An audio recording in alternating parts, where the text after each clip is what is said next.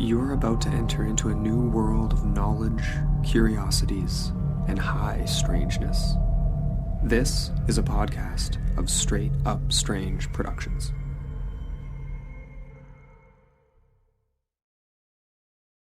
It's True Crime Night number 4 as we talk about a couple of classic tales of the wrongfully convicted.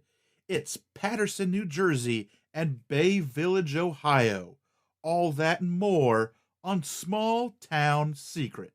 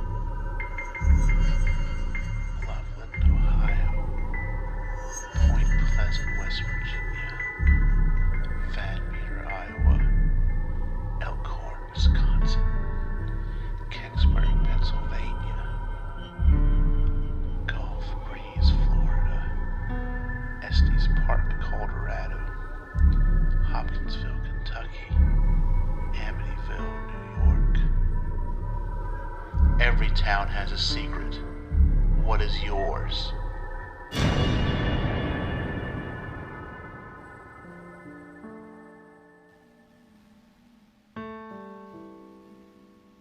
Oh, hello and welcome to episode 5 of season 4 of Small Town Secrets, and that means it's the middle of the season, and that means it is True Crime Night number 4.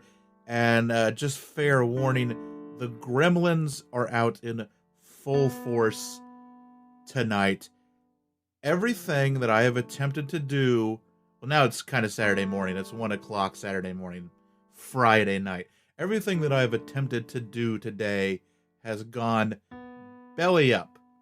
So it's all going to go. I'm just waiting for it. I'm just waiting for it to all go just haywire right now. I went and bought some stuff today to do a very interesting 3D printing project. I went and bought some... I've been having issues trying to get my prints off of my bed. They've been sticking really bad. I've been using glass, which used to work great, but I don't know if I got some bad glass or something weird in it, and now stuff just sticks to the glass and I can't get it off no matter what I try. So I tried a piece of scrap plexiglass that was very thin and very bendy, and that worked out great because then I could just bend the plexiglass and the prints would pop right off of them. But it wasn't very big. It was a little scrap piece, and I was like, well, so I need to get some stuff that's as big as the printing bed. So I went in and I bought some plexiglass, and I didn't have the plexiglass that was as thin as the stuff that I had, but they had some stuff that was close. It was a little bit thicker, so I bought some sheets of it. It was junk. It stuck worse than the glass. So now I have to go and try to find the exact, thickness and just, it's terrible. Let's see, what else? And then I bought some calipers for this project.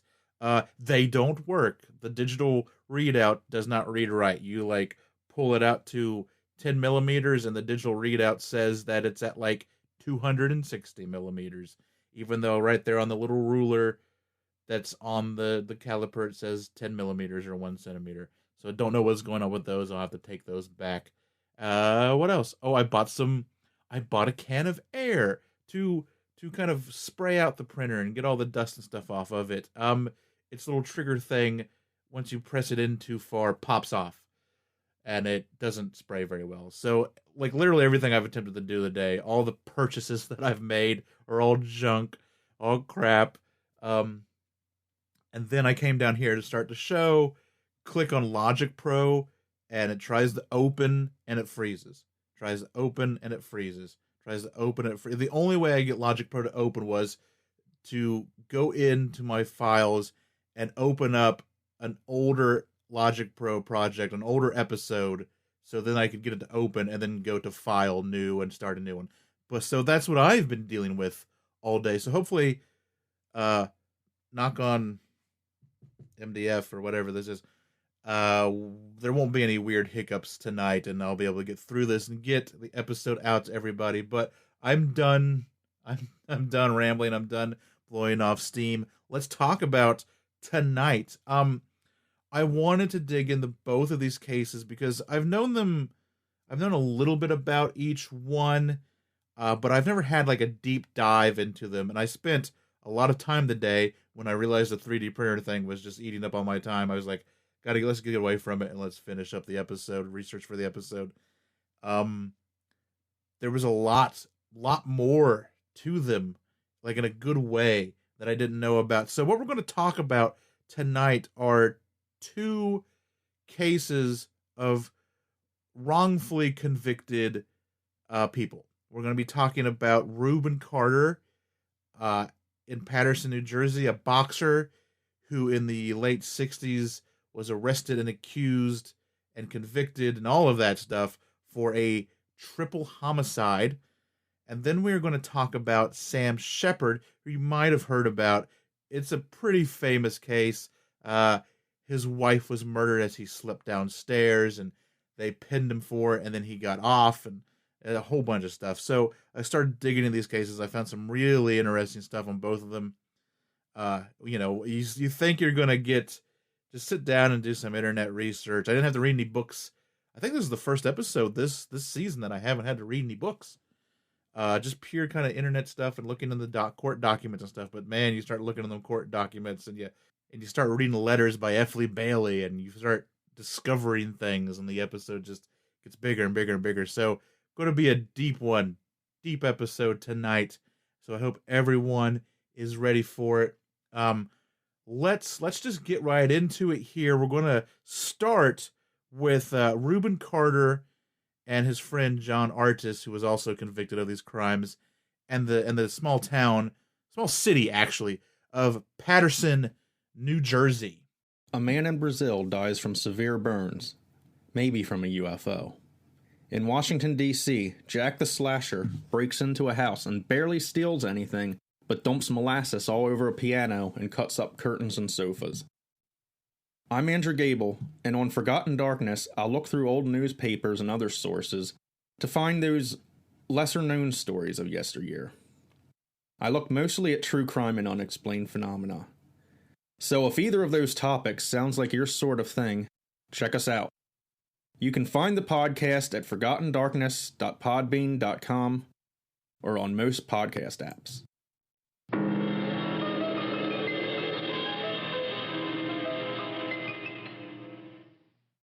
The small city of Patterson, New Jersey was founded on November 22nd, 1791 as a township, and then reincorporated in 1851 as a city.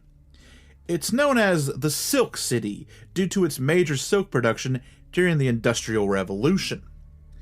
It would be here in the early hours of June 17th, 1966, that shots rang out from inside the Lafayette Grill. The events that unfolded would dip Patterson into a mystery and controversy that would last for more than 30 years.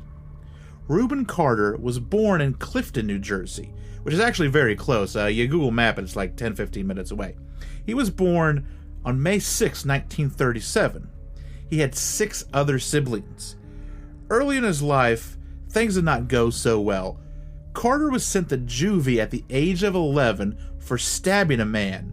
A man Carter claims sexually abused him.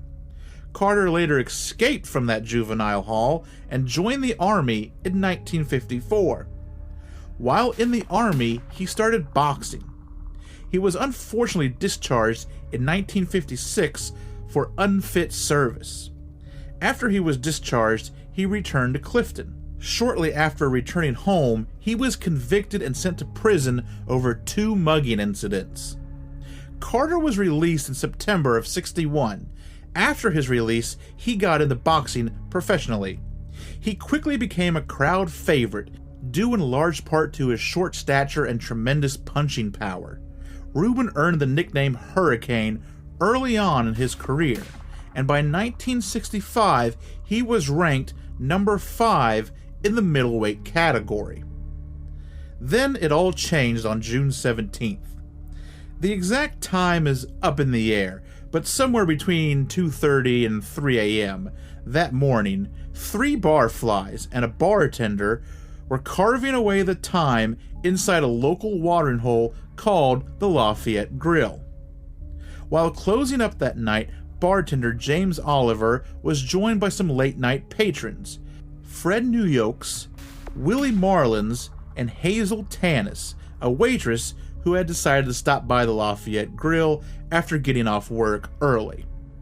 As the 4 were gathered around the bar, the customers drinking, and James Oliver counting down the drawer, 2 men entered, one armed with a 12-gauge shotgun and the other with a .38. As the men entered and drew their weapons, James Oliver hurled a beer bottle at them, missing them. He turned and started running, but was cut down with a shotgun blast, scattering money all across the floor. Oliver, 51, had volunteered to work the bar that night. Then, 60-year-old Fred New Yokes suddenly slumped over the bar. He had been hit just behind the right ear by a .38 slug. New Yokes had been known in town as Patterson Bob, or Cedar Grove Bob. He was actually from Cedar Grove, nearby Cedar Grove, as a skilled billiard player. Willie Marlins was sitting 2 seats down from Fred. He was also shot in the head by a .38. However, the bullet passed through his left temple and out through his right eye, sparing his life. He fell to the ground and played dead. Marlins, 42, was battling tuberculosis. He even had a special drinking glass at the Lafayette just for him, so he would not spread the TB to others. Lastly, the gunmen turned their barrels onto 56-year-old Hazel Tanis. The man with the shotgun hit her first. She screamed, "No, I'm a mother and a grandmother. Please don't shoot me." The shotgun blast hit her and she slumped to the ground. It was then that one of the men spoke. The man with the shotgun told the other one with the .38 to finish her off, quote unquote. He then fired 5 shots into her body. Hazel worked as a waitress at the nearby Westmont Country Club. She was taken to a hospital where she would survive another month before succumbing to an embolism. Mere minutes after the shooting, Reuben Carter was in the back of a rented white Dodge Polara, a 1966 white Dodge Polara. That'll be important later. The car was driven by his friend John Artis, and another man, John Royster, was in the passenger seat. The trio had just left another bar in Patterson called the Night Spot. They were stopped by a police cruiser. Carter was recognized, and they were let go. Later that night, the very same officers that had stopped Carter and his friends got a description of the getaway vehicle by a couple of witnesses, one a rather dubious source. Pauline Valentine resided above the bar. She had heard the shots, and she had also heard Hazel scream.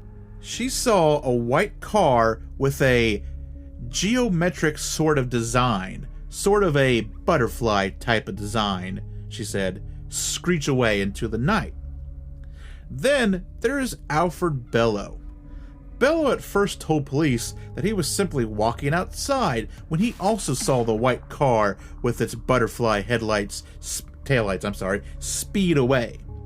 However, later he came clean and said that he was playing the part of a lookout as his accomplice, Arthur Bradley, broke into a nearby warehouse. He then said that he went into the Lafayette bar to buy cigarettes and ran into the men as they fled the bar. After they were gone, he stepped over the bodies and helped himself to the $62 that was in the cash register. Then, after that, Bradley and him returned to break it into the warehouse. He was later offered leniency by the cops and ended up IDing Carter and Artis. But let's go back to the early morning of the 17th. The police, now armed with 2 eyewitness accounts of a white sedan and 2 African-American suspects, went back and tracked down Carter and Artis.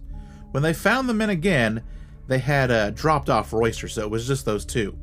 The 2 men were found at the intersection of 18th Street and Broadway and were ordered to follow the police back to the bar, to the crime scene. Reuben Carter and John Artis were arrested later that morning. The investigation, as you might imagine, wasn't great. At the scene, they did not attempt to recover any fingerprints or take pictures of the skid marks made by the car. Even the first time the 2 men were pulled over is mired in mystery. When the cruiser got word of the description of the car, they found a white car matching the description. It was followed closely by a black car. Instead of just pulling the car over right then and there, the police decided to go up and around the block in an attempt to cut off the white car's path. When they got around the block, they only found 1 white car, Reuben and John's car. Carter's and Artis's descriptions didn't even match that given by the witnesses, including Willie Martin's. So Willie did survive, like he played dead and later gave, some testimony and some suspect, he helped give a description of the suspects. The suspects were described as light-skinned, dressed in dark clothing, and one had a pencil-thin mustache. Both Carter and Artis were dark-skinned. Carter, being short and a boxer, was very stocky. Artis was a skinny dude, but they both weren't long and skinny. Neither one had a thin mustache. Carter did have a goatee, a very thick, full goatee, so I don't know how Carter would have been able to grow a goatee in the span of like 20 minutes, but I digress. Also, both men were dressed in light clothing. Then there's the car itself. The police looked the car over and impounded it, but never even took carpet samples to look for blood from the crime scene. 5 days later, the police decided to take another look at the rental car, and this time, surprise, they found a shotgun shell and a .38 cartridge. However, they didn't match the ones found at the scene. They were like a different color, different brand, all sorts of stuff. And during trial, the prosecution couldn't quite explain the reason for the difference. I think, if I'm remembering correctly, they chalked it up to like, the court records are wrong, or our records are incorrect. But no, these are, stuff like that. Finally, there's the matter of the butterfly-shaped headlights. Both Bello and Valentine said they saw red butterfly-shaped taillights as the car sped off. But here's the problem with that. The 66 Dodge Monaco has full red taillights. The whole assembly is red. The Dodge Polara doesn't. On the ends of the Polara's taillight assembly are red, and the rest, I'm not quite sure, I looked at some pictures, the rest is either like clear, like backing lights, or it's like a chrome piece. I can't quite figure out which is which. And later in testimony by Valentine, she would change her description to match the correct taillights. This, coupled with Bello's sudden leniency deal with the police, which led him to IDing Carter and Artis, fostered ideas of them being coerced by the police. And I want to go back to these taillights for a little bit. Of course, like all of these cases of wrongfully accused people, there are detractors. There are people that are like, nope, they got it right the first time. And I did stumble upon a website. I didn't link it because I didn't spend too much time on it. But I did notice that they kind of flipped that on its side and tried to say that, oh no, Bello said that they weren't completely red, that they were red and white. But here's the problem with that. That can't possibly be right. Because if Bello did say that they were not complete red taillights, then, or even if Valentine didn't say that, then they have to be the dumbest people in the world.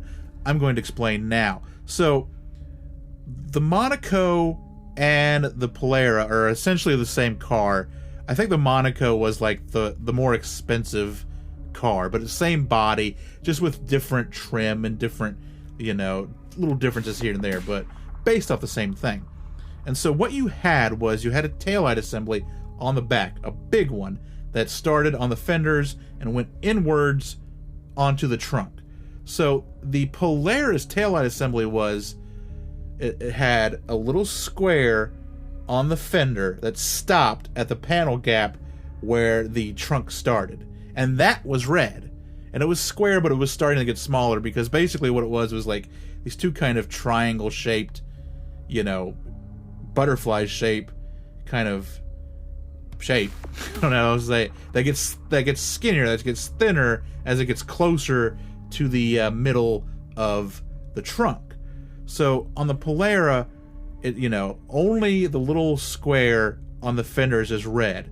Once it hops over to the trunk, it's that clear, that chrome piece that's kind of the butterfly skinny shape. On the Monaco, however, that's red the whole way through and everything's a light. The light's on the trunk. It looks like it's one big piece, I guess is a better way of explaining it. Whereas like on the Monaco, it just looks like it's one gigantic red taillight. Whereas on the Polara, it just looks like it's a much smaller red taillight just on the fenders.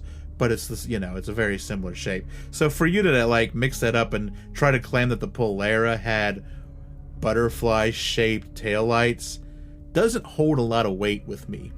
But I don't know, I had to get off on that tangent for a little bit. But there you go. If that made sense, great. If not, just Google the 66 Dodge Monaco and 66 Polara and take a look at the taillights. Raymond Brown, the defense lawyer, focused on the many inconsistencies given by Bello. He had also found evidence that both Carter and Artis were still at the night spot when the shooting occurred.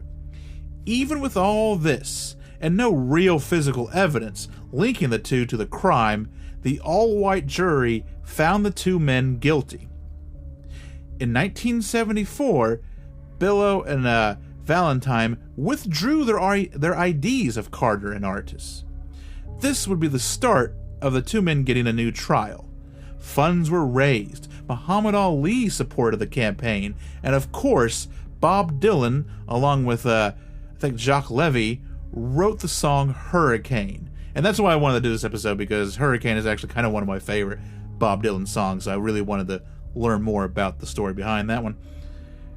During the recantation hearing, it was discovered that both Bello and Valentine had told the jury that their deals that they had made with the prosecutors were far less than what they actually were. Since these full details had not been released to the jury at the time, or probably even the defense for that matter, it was pretty much a Brady violation, and this is what got them a new trial. In 1976, a new trial was held. Even with the news of the Brady violation, the convictions were upheld. John Artis was paroled in 1981. Then, in 1985, Carter and his attorneys filed in federal court for a writ of habeas corpus. Federal judge Haddon Lee Sorokin, I believe is how you say his last name, granted the writ. In November, Reuben Carter, then 48, was freed without bail. Carter then moved to Toronto and became a Canadian citizen. From 1993 to 2005, he was the director of the AIDWIC, the Association in Defense of the Wrongfully Convicted. Reuben Carter passed away from prostate cancer on April 20th of 2014. It was actually John Artis, who had been caring for Carter in his last days, who confirmed his death. He was cremated, and his ashes were scattered at Cape Cod and a horse farm in Kentucky. And that is the story of the Hurricane, the man the authorities came to blame. And of course, like I said, there's always people that are trying to say that it was these guys, but no matter what you do, I mean, even if you go, oh, I can match up these timelines, it doesn't make any sense. They didn't fit a description given by several witnesses. No physical evidence was ever found. I mean, the shotgun shell and the bullet casing found in a rental car are dubious at best. I don't think that those were ever in there. It stinks of everything, just like all of these like railroaded wrongful convictions do. And like there have been people that said, oh, they dumped the weapons at a friend's house. Like the guns never been found, the people never been found. And I don't think they ever will be. Like, my theory on the whole thing is that these men either went in to rob James Oliver because they knew he'd be closing and the cash would be out there in the drawer and everything, but what they didn't plan on is that there would still be 3 customers at the bar, and I think their plan was, we're just going to kill Oliver, take the money, no witnesses. And then they get in there and like, well, now there's 3 more people. We have to kill everybody. And I think it was too much commotion. I think there was too much gunfire. Their stupid plan backfired bad and they got out of there. And I think that's what I go with. Or maybe it was some kind of hit on one of those people in there. Who knows? Maybe somebody owed somebody money. I don't think we'll ever know, but I'm pretty sure, as most people are, that it was not Reuben Carter and it was not John Artis. But I've got another one for you. Let's move on and talk about the case of Sam Sheppard out of Bay Village, Ohio.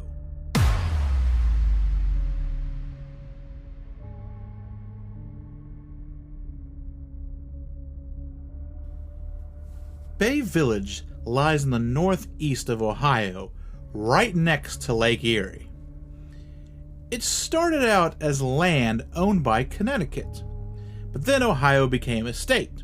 Then at that time, the land was given over to Connecticut citizens whose homes had been destroyed due to the Revolutionary War. It was in this town, now with a population of around 15,000, that neurosurgeon Sam Sheppard killed his wife. Except he didn't. And then they made a TV show about it. Sam Sheppard and his wife Marilyn were high school sweethearts. They married in 1945, after Sam had graduated from the Los Angeles Osteopathic School of Physicians. Sam worked at the Los Angeles County Hospital until 1951, when his father and brothers convinced him to move back to Bay Village to join the family practice. Sam, Marilyn, and their son, Samuel, also known as Chip, also known as Sam Jr., took them up on the offer and made the move across the country. On July 3rd, 1954, the young couple had hosted a few friends, and at around midnight, the Sheppard's company took their leave. Marilyn, then 4 months pregnant, went upstairs to bed, while Sam fell asleep downstairs. Early in the morning, on the 4th of July, Sheppard was blasted awake by the screams of his wife upstairs. Startled, he raced up those stairs and to the bedroom. He saw a white form hovering over his wife on the bed. Sam and the intruder struggled. Then Sam was knocked unconscious. Moments later, he awoke and confronted the intruder again, this time downstairs. He chased the bushy-haired intruder, that's how he would describe it, down to the beach, towards the lake. They fought again, and Sam was knocked out again. This time, he woke up on the beach, missing his shirt, and had a bloodstain on his knee. The bushy-haired white form had fled into the night. It's a flimsy story, to be sure, and Sam didn't really help his case much. Instead of calling the police, he called the mayor, who lived down the street. The mayor and his wife then came over to Sheppard's house, and then they called the police. When the police showed up, they found a grisly scene.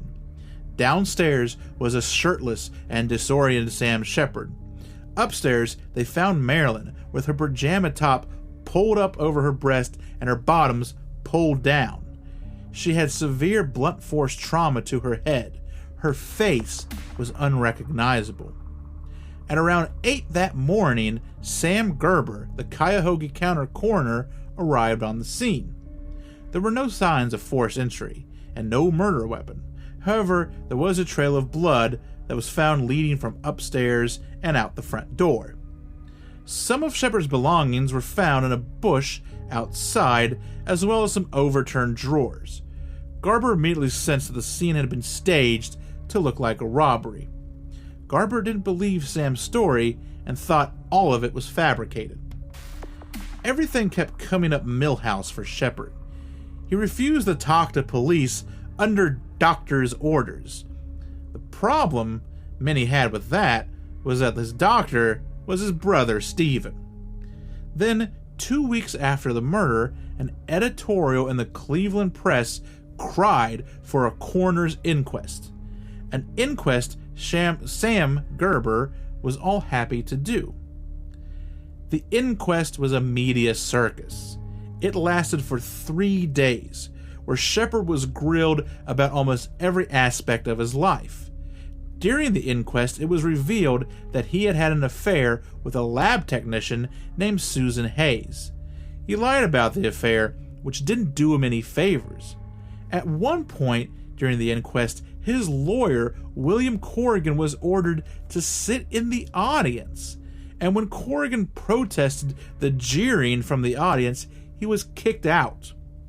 Sheppard was arrested for his wife's murder on July 24th. His trial started in October and frankly was a sham. Media were led into the courtroom. On the first day, Sheppard was led in handcuffs from the courthouse to his home, along with the jury, to be given a tour of the house, now an infamous crime scene. The jury was also shown a slideshow of Marilyn's autopsy photos. Sheppard wasn't even permitted to leave the courtroom while the slideshow went on. When Sam Gerber took the stand, he insinuated that a bloody outline around Marilyn's body, or around her bed more rather, had come from a surgical instrument. An instrument, of course, that only Sam Sheppard could have had. To add insult to injury, Sheppard's lawyer had never been given access to any of the physical evidence, and he couldn't cross-examine Gerber about his claim. I mean, all that aside, no murder weapon was ever found, so you can't say it was this or that anyway. But I know that you're probably hearing that and going, well, that is a Brady violation all over the place. Problem with that was, and I think I mentioned this before, Brady wasn't a law. It wasn't a thing until the earlier mid-60s. This is the mid-50s, so there was no Brady violation. But yeah, that if this would have happened 10 years later, this would have been Brady for sure. I mean, it was, but legally it would have been Brady. And in the final blow, Susan Hayes herself took the stand and admitted to the affair. And then later, so did he. Corrigan did find 3 witnesses that testified to seeing a bushy-haired man around the home that night. A sketch was even made. This, however, did nothing to help his case. After 5 days of deliberation, he was found guilty and sentenced to life in prison with parole after 10 years. 2 weeks after the verdict, Sam's mother committed suicide. Then his father died of a hemorrhaging ulcer a week after that. His brothers, however, supported him fully. They hired their own forensic scientist, Dr. Paul Leake. Leake discovered some interesting things. He found evidence that Marilyn had bit her attacker. Sheppard had no bite marks on him. Leake looked intensively at the blood spatter and concluded that a large section of the blood-soaked wall in the bedroom was clean of blood. This meant that whomever killed Mary would have been covered in blood. Sheppard was not. The blood pattern also determined that the suspect was left-handed. Once again, Sheppard was not. Even with this new evidence, Sam was not able to get a retrial. That was until famed lawyer F. Lee Bailey took his case, and he took it right to the Supreme Court. Bailey argued that Sheppard's rights had been violated at least 5 times during his trial. Bailey's argument, along with the uncovering of Judge Blythen, who was the judge that presided over Sheppard's appeal for retrial, had told reporter Dorothy Kilgallen that, quote, Sheppard's guilty as hell, and the trial was a mere formality. On November 16, 1966, Dr. Sam Sheppard was released. Even after his release, things did not go well for Sheppard. He got his medical license back. He got it reinstated, but he lost it soon after due to allegations of malpractice. He turned to drug and to drink. He was married and divorced twice, and he started wrestling under the name Killer Sheppard. Probably not the best name to be going with there.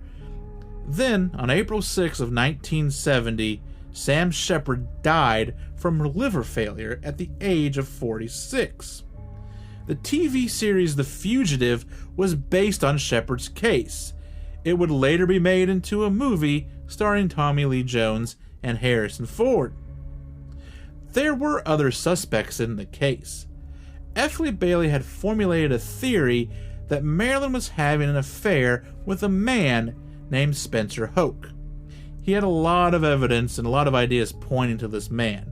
So I've linked, I found a great resource from the Cleveland State University, I think, that just shows like the sketches in there and all the police reports of the 3 or 4 people that had seen this guy that, during the night. And then all of this stuff about Spencer Hoke and another suspect that I'll get into. And there's a great letter by F. Lee Bailey who wrote to the police chief all of his ideas of why he thought Hoke and maybe even Hoke's wife were in on it, had done it. So I highly suggest, I've linked his letter separately in the show notes, so I highly suggest taking a read of it, sitting down and reading of it. He makes some good points. I'm going to go through a couple of the ones that I think are really strong. He makes some maybe not so great points, maybe some loose stuff, but I think had he been allowed, like if had the Spencer Hoke connection had been allowed to come out of the original trial, there would have been enough there to really cast doubt that it would have that it was Sheppard without a reasonable doubt. But let's go through a couple of F. Lee Bailey's ideas about Spencer Hoke.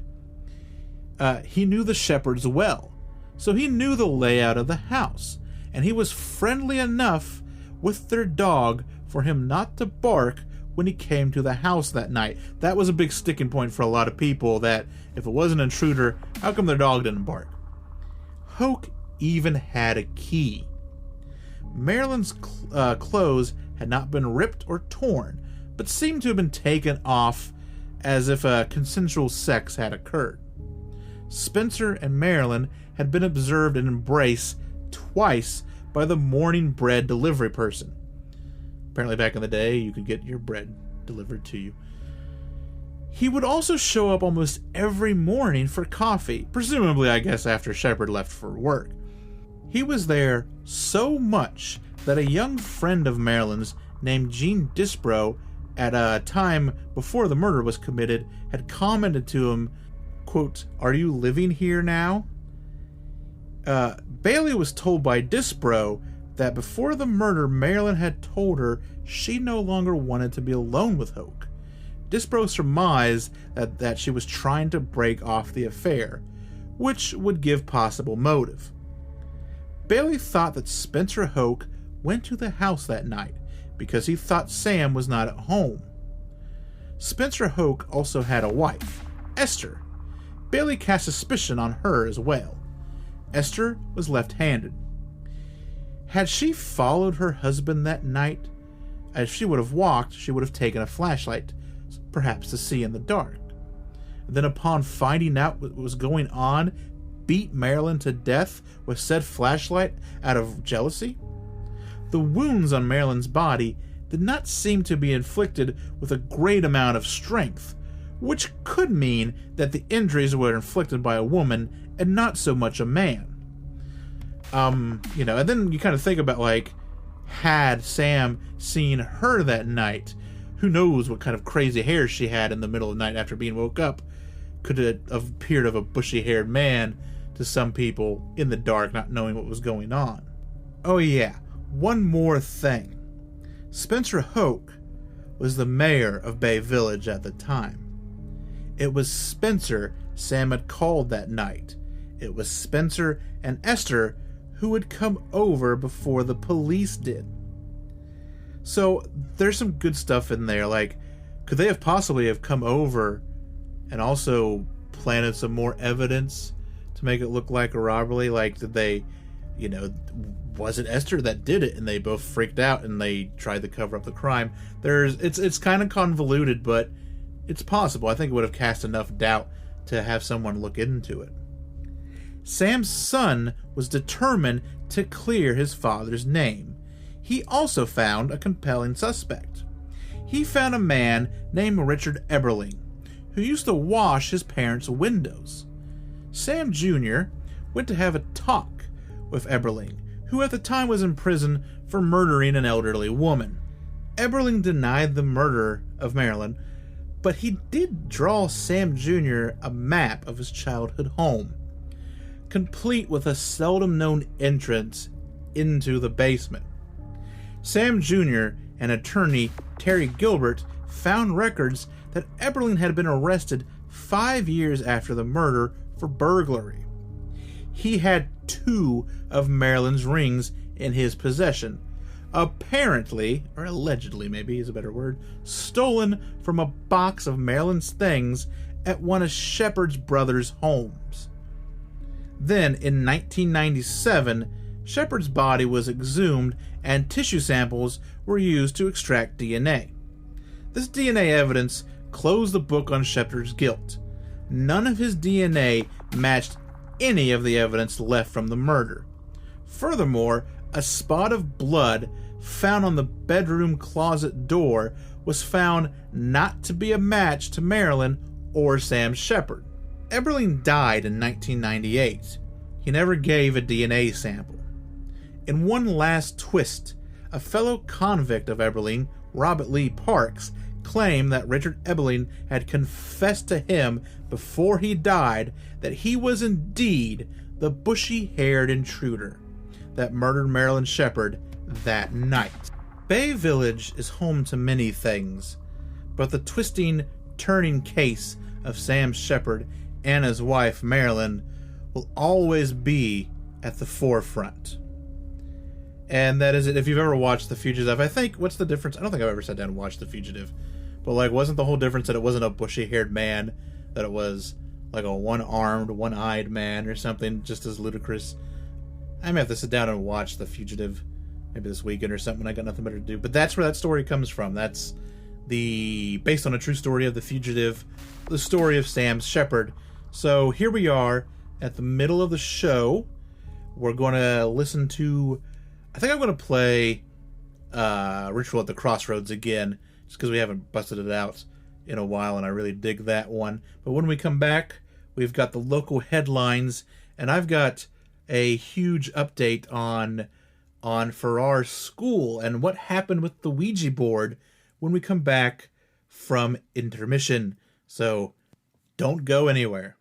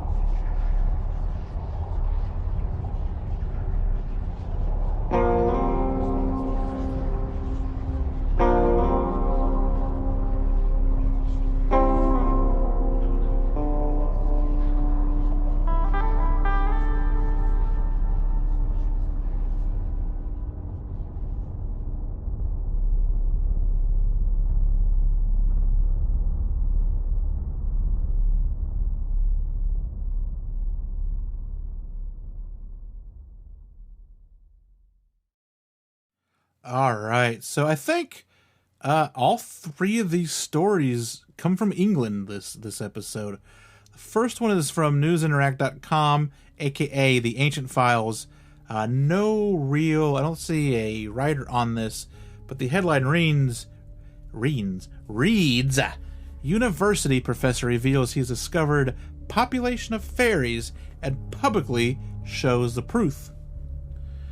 Professor John Hyatt, not like musician John Hyatt, has recently issued quite a bizarre statement, to say the least.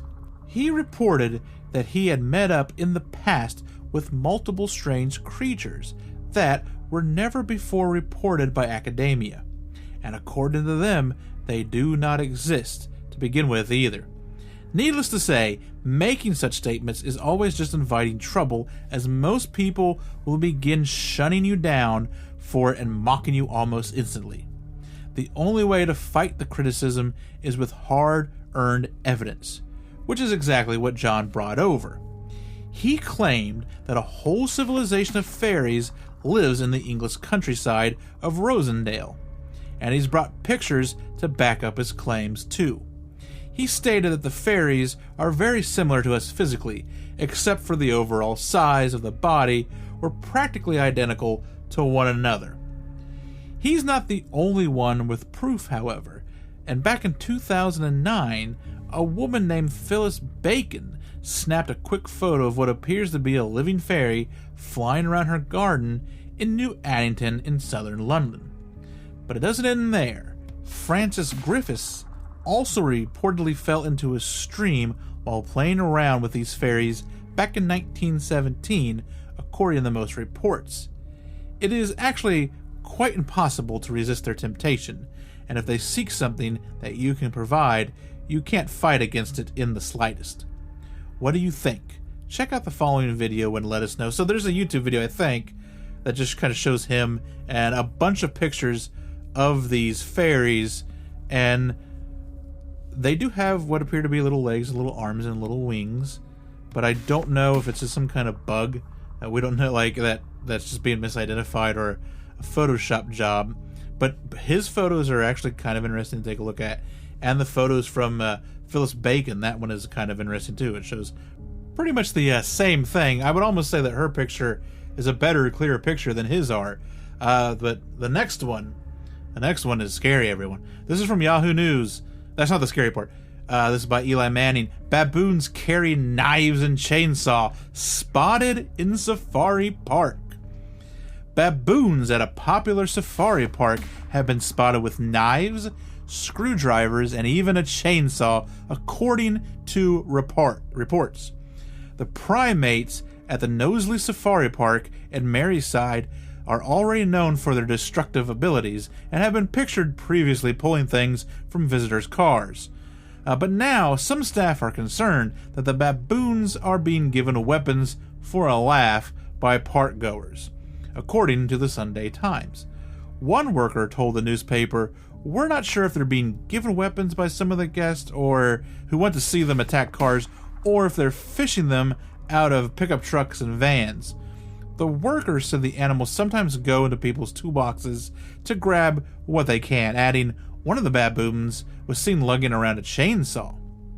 Another said that some had been found with knives and screwdrivers, and also questioned whether the baboons were being armed by the visitors on purpose. The baboons are already known for causing damage to people's vehicles, with one mechanic telling the Sunday Times that he had repaired cars left damaged by the primates. But the safari park had suggested that the baboons were being armed with weapons was likely to be an urban myth, saying some of the tales had grown in exaggeration as they had been shared to make objects found in the animal's enclosure seem more exciting and unbelievable. Knowsley, which is home to animals including lions, tigers, and rhinos, reopened on June 15th.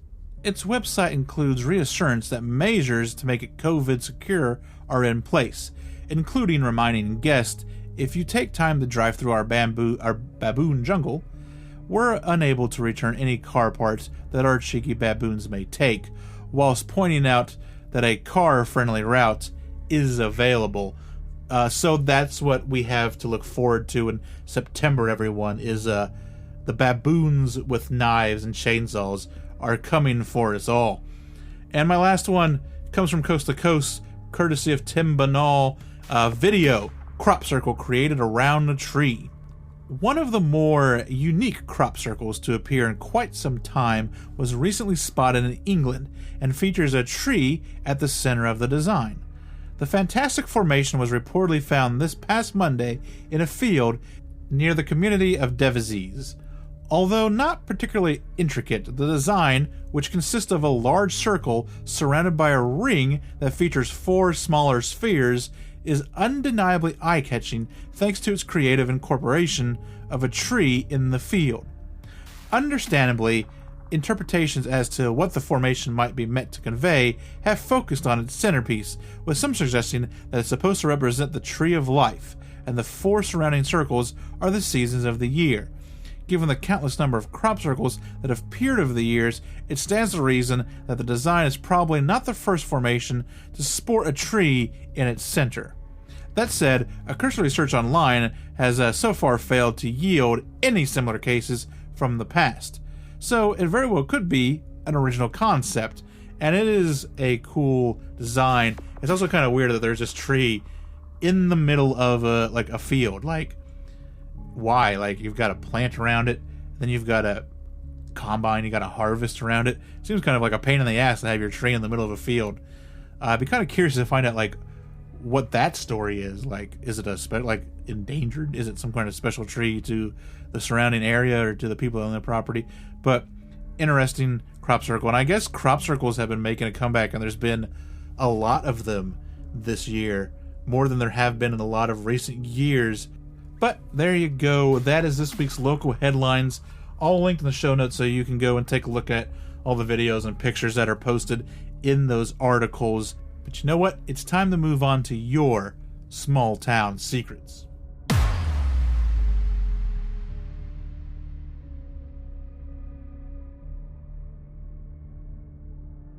I've only got one your small town secret to share, but it's a big one.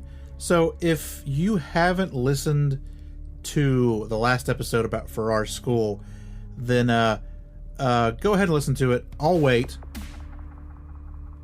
Are they gone? All right.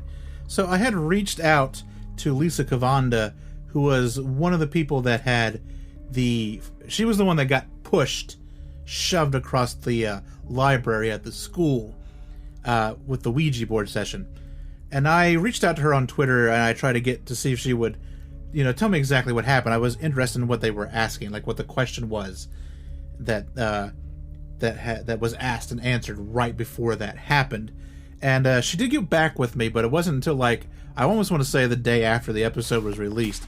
But she sent me not just what the question was, she sent me everything. So I've got the inside poop, if you will, on that entire encounter. So this is kind of stitched together from a couple of Twitter DMs. She first sent me this. She told me that I'll try to find the actual notebook that Sandy was transcribing the letters as we were getting them. However, initially it seemed like a child. The reports were that a young girl who was wheelchair bound spent most of her time in the library, which is the room we were in. But then it changed very quickly. The response to the question about who or what was scaring or chasing the young girl away. I remember Beth asking if we were in danger right before I went airborne. I had actual handprints on my back. Unfortunately, we couldn't get a decent photo with the lighting. I just moved, and this was a decade ago, but I know I'd kept that notebook. She wrote down the questions, and she wrote down the responses. Then she messaged me back a little while later, you're not going to believe it, but I found the notes. So here's pretty much the transcript of the entire spirit board session. The first thing she types in is Injuno, which is not really a word, but that's what they got. UNJNO. And then they ask, are you Jerica? And in parentheses, girl in the wheelchair. No. Name? Unraja. Do you like it here? No. Is something mean to you? No. Do you have friends here? No. Do you want to leave? Yes. Why can't you leave? No. Are you afraid? Always. Is what you're afraid of here? Yes. Are you a boy or a girl? Bi. What year is it? 56. How did you die? Go. Do you want us to go? No. How did you die? 23. In an accident? No. Were you sick? Yes. Did you die here? And then they get FAFAF. Are you confused? Do you want us to talk to you? Then they get DF. Why are you here at the school? And then they get CRORT. Is that a name? A friend? Bye. Is there something here that wants to hurt us? Are we in danger? Then they get yes, and then go. Is something going to happen? Soon. Is it in the room now? No. Soon. Is it coming to us? Are we going to it? Just. And that's all it says, just. Do you want it to hurt us? Yes. Why do you want it to hurt us? Because. Are you a little girl or something else? Then some by hen. And when you watch the video, that's what they're spelling out. I thought they had said something, but they were spelling out SOMBHYHING or HIN. And that's when I went airborne. But that's everything that led up to the incident you saw. Hopefully this is helpful to you. And then she came back and she kind of wrote about why they were there and the whole reason for the investigation and stuff. So this is what she sent me near the end.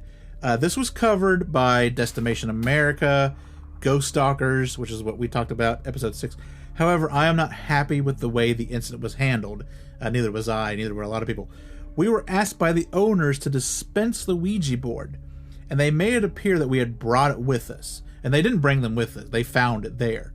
I agreed to a controlled experiment with equipment to see if we could correlate anything on our instruments to support the paranormal activity associated with an Ouija board. I did some MEL and K2 readings, and there's sort of a whooshing sound right before I was shoved. That never made it into the show. I understand they were pushing for a second season, so they cherry-picked the 2 or 3 lines from a 2-hour recording to make up the story they wanted, but that's television, right? I'm still shocked that I found that little notebook inside my equipment case. So she also told me that at the time she was with a group called Enlight Paranormal, but they're no longer in existence, and now she is affiliated with Paracon Investigations, which is Paracon on Facebook, and ParaconInvestigations.com. So I will link that link in the show notes if you want to go check out their website. She's also an author, and I think I linked her website in the last episode on the Farrar episode, so you can find her website there. But that is what happened that night, straight from the person who experienced it. So that was pretty cool. And like I said, I've got someone else who I'm in the ballpark of almost getting on this show. If it happens, it'll be amazing. But also about Farrar School. And if it happens, you'll know it. And if it doesn't happen, I'll tell everyone the story and what it entailed. But that's going to do it for this episode's edition of Your Small Town Secrets. And that is another true crime night, another episode in the bag. I want to apologize if people are hearing the new modem router that I have now. Is you can kind of hear it blipping and bleeping over, like it's interfering with the equipment, because I have to record in here. I'm only like a few feet away from it. I want to see if I can find some way of shielding it. So depending on how good your headphones are or how loud you're listening to this, you might hear that. And if you do, I apologize. I'm going to see if I can render that issue as well. But, sorry. So I think that's, like I said, that's going to do it. Thanks everyone for listening. Thanks everyone over at Patreon, my Patreon supporters, for supporting the show. If you want to get in on Patreon, you can go to stscast.com. You can click on the support tab, and you'll find a Patreon link there. And you can also find merch on the website. You can submit a story if you have a story for your small town secrets. That's probably the best way to get it to me, is to go to the website, go down the bottom of that main page, and there's an email form there that you can fill out and send it to me. But you can also get it to me on social media. If you want to follow the show on social media, it's at STScast on both Twitter and Facebook. I'm most active on Twitter, and I'm also on Instagram at stscast.gram. So if you've got a story, a true crime experience, a paranormal experience, or just weird history of your town, and you want to share it, we can do that. You can write in, we can do Skype interview, you can send me an article about something, and we'll get it on the show, and we'll let everyone know about it. Like I said, if you want to support the show, Patreon's a great way to go. Buying merch is a great way to go. If you can't support it financially, please just rate it and review it on your podcatcher of choice, especially if it's iTunes. That helps it get to the top, ever more to the top. And really, the great thing to do, just get another friend to listen to the show. I say it all the time. I say it every episode. If everyone that listens to the show gets one more person to listen to the show, then we double. The audience doubles, and everything gets bigger. So I'm kind of done plugging the show, I guess. So next week is an episode I am very excited for.